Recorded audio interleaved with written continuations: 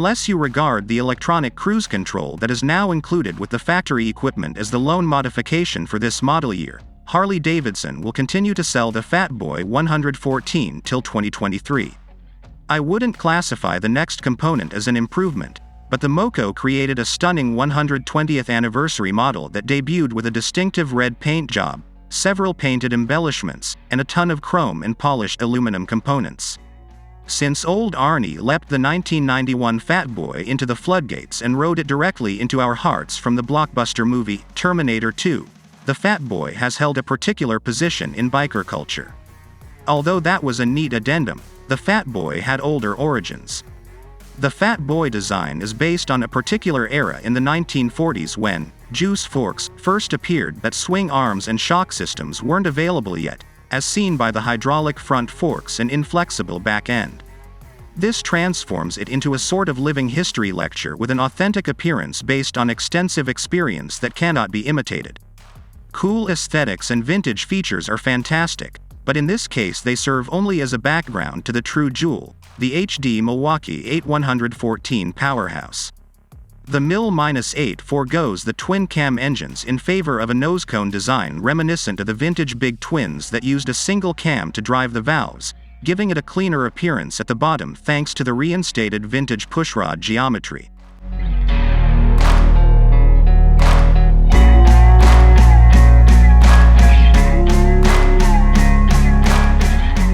The engine in question is free-breathing because of the 4 pushrods that drive 8 poppers at the top end, though it may open up more possibilities with air cleaning accessories and a Screamin' Eagles exhaust after the sale.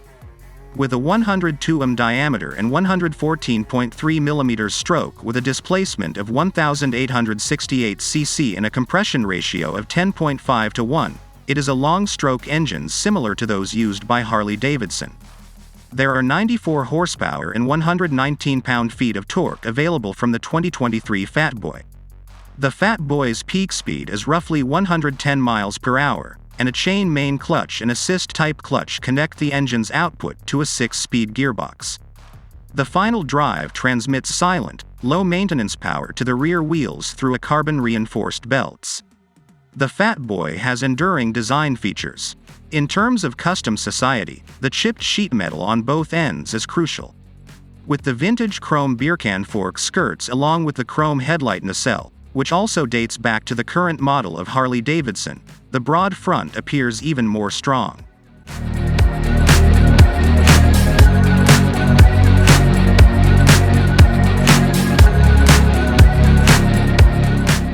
The Fat Boy's legs come from its 5-gallon gasoline tank, which also lends it the Moco's distinctive teardrop-shaped running profile. To offer the Fat Boy a pleasant and relaxed rider's triangle, the entire footrest supports the driver's legs in a mid-forward position, without leaning too far forward. The passenger amenities are completed with a tiny backrest cushion and a folding footrest. A chrome bullet lamp and a few chrome fender bracing at the back complete the design. In order to preserve the tidy back end, the number plate holder is installed on the side. The Fat Boy's frame serves many purposes than merely providing support.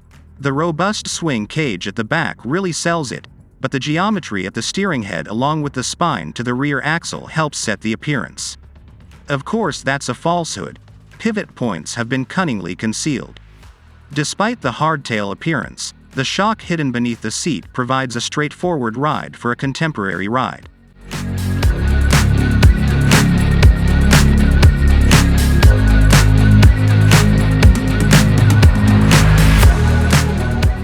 For good stability and reliable tracking on curving roads, the rake and trail measures 32 degrees and 4.1 inches, respectively. With a 5.1-inch stroke, its front suspension travel is rather long and will offer additional comfort thanks to the dual bending valve feature, which offers event-driven damping control and a ride that is significantly better than ordinary shocks. The travel at the rear is 3.4 inches, which is characteristic of softail frames and marginally longer than the FLST frame from the previous iteration. This Fat Boy has 292mm discs and twin pot anchors at the back and 300mm front discs and 4-hole calipers up front to handle stopping duties.